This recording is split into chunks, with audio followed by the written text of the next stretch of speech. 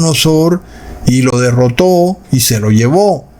Y luego vendría la cuarta generación, que sería Sedequías, quien asumió el trono en Judá. Sin embargo, cuando vino el rey Nabucodonosor en el año 587, se llevó a Sedequías también, y entonces Judá fue completamente arrasada.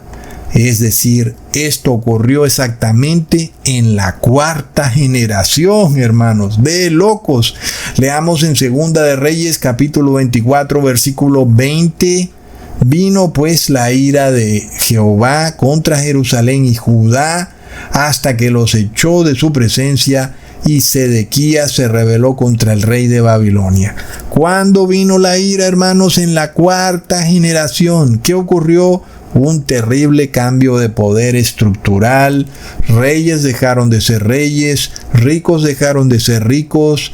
Jerusalén quedó totalmente arrasada, hermanos, en la tercera y cuarta generación.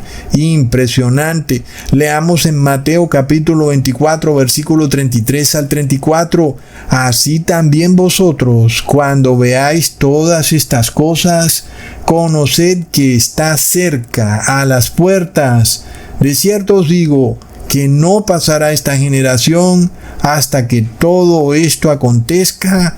Esto quiere decir, hermanos, que en la tercera y cuarta generación viene el fin del mundo. ¡Plop! Miremos esto, hermanos, se comprueba una y otra vez. Recordemos que el fundador de la dinastía herodiana se llamaba Antípatros de Idumea. Y este señor vivió en los tiempos en que Israel logró desligarse del imperio griego.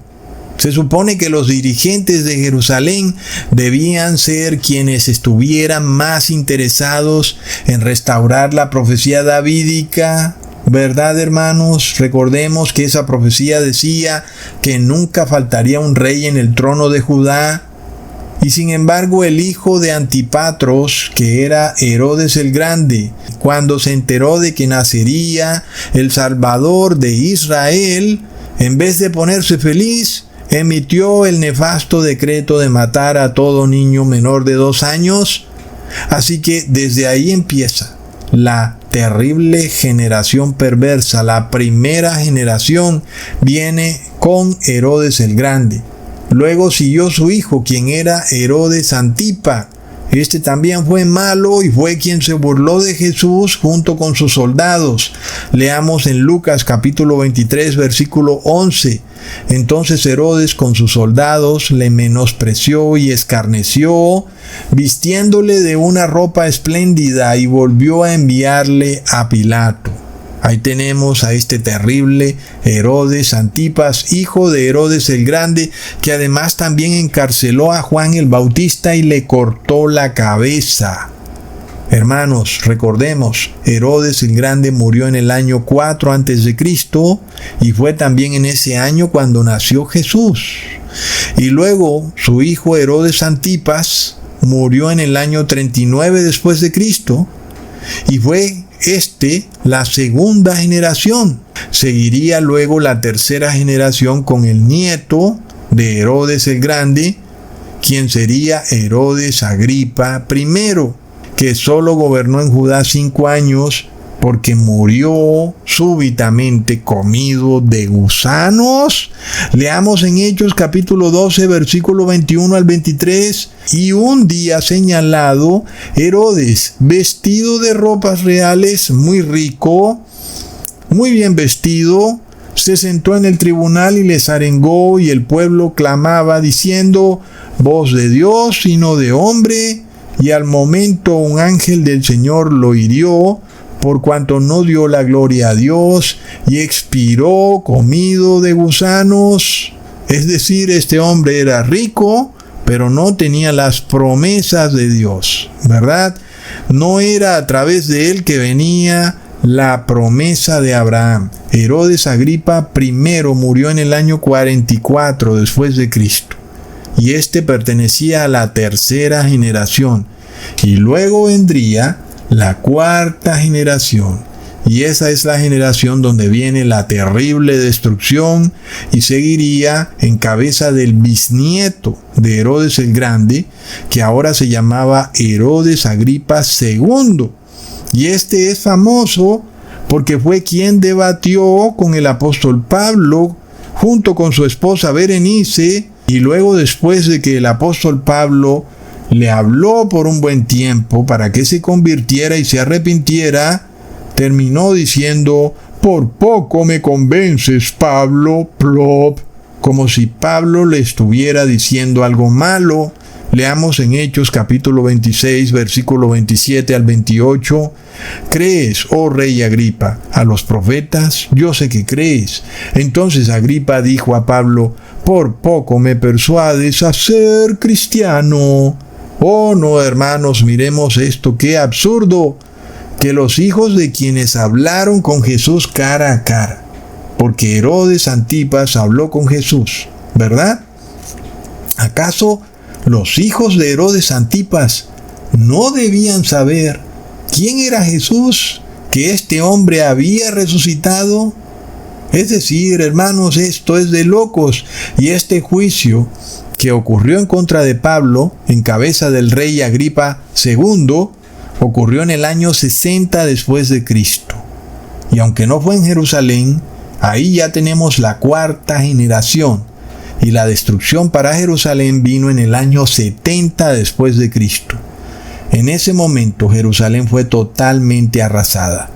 ¿Y por qué es importante? Porque llegó finalmente el fin de la dinastía herodiana. Nunca nadie ocuparía un trono en Jerusalén. El sacerdocio levítico quedó arrasado. Nunca volverían más los asmoneos, los fariseos, los saduceos, ni la dinastía herodiana, ni nadie, porque Jerusalén había quedado totalmente arrasada.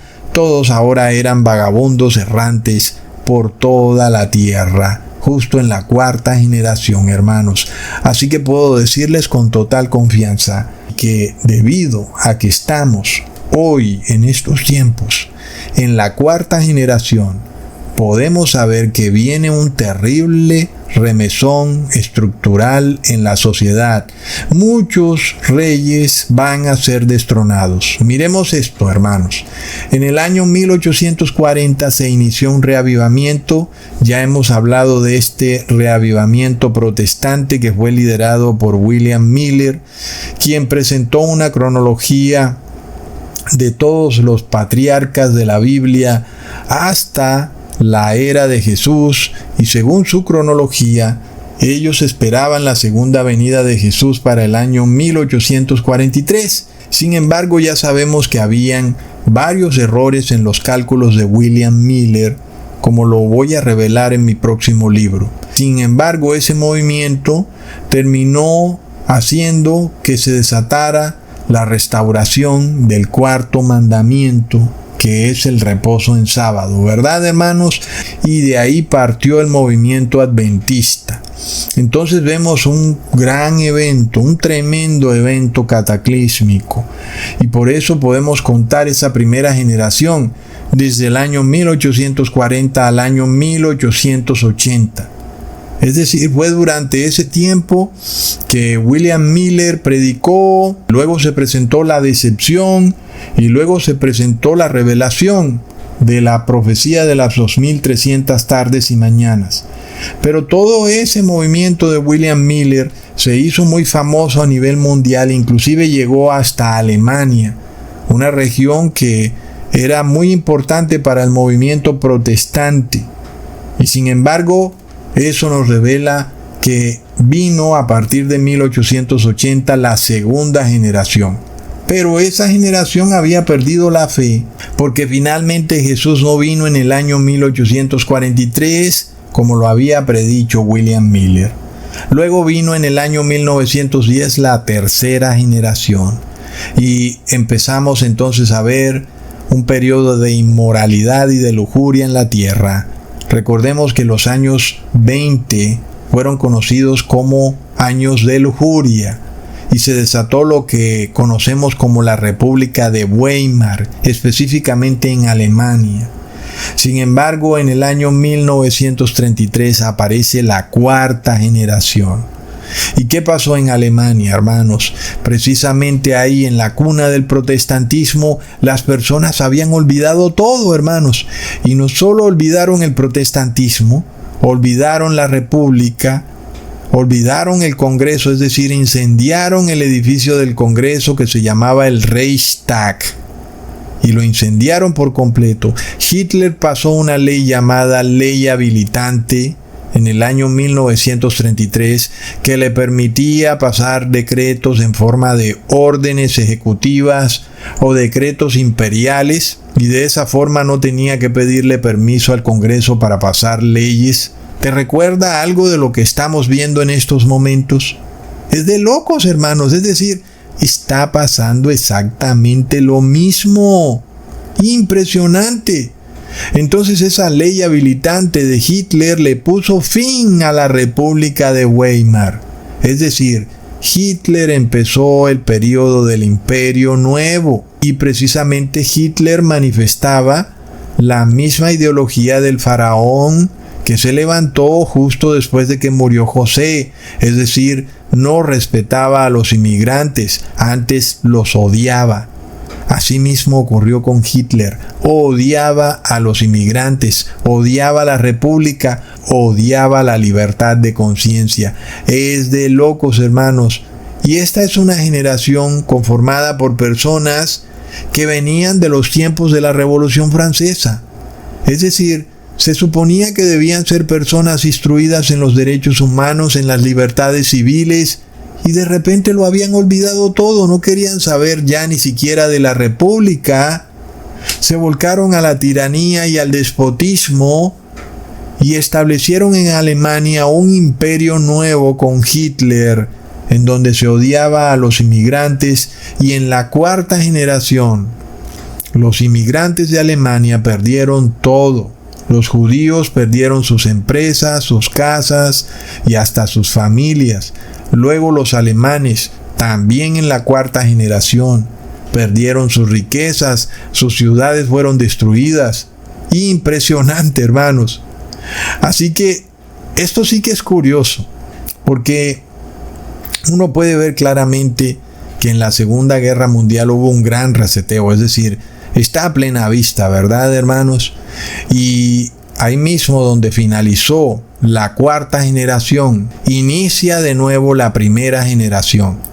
¿Qué generación inició justo después de que acaba la guerra? En el año 1945 acabó la guerra, luego sigue 1946, que marca el inicio de una generación clave. Y es la generación de los baby boomers, hermanos. Es de locos. Y de nuevo, la república es restaurada, la libertad de conciencia, es decir, es como si todo empezara desde cero. Uno no puede más que impresionarse. Todo es restaurado, la libertad de conciencia, los derechos humanos, la protección a los inmigrantes, como ya vimos en videos pasados. Todo es restaurado. Luego siguió la generación X, que viene a partir del año 1965. Luego en el año 1980 viene la generación Y, que sería la tercera generación. Y finalmente en el año 1994 inicia la generación Z, que es ¿cuál? Es la cuarta generación, hermanos. La primera son baby boomers, la segunda es la generación X, la tercera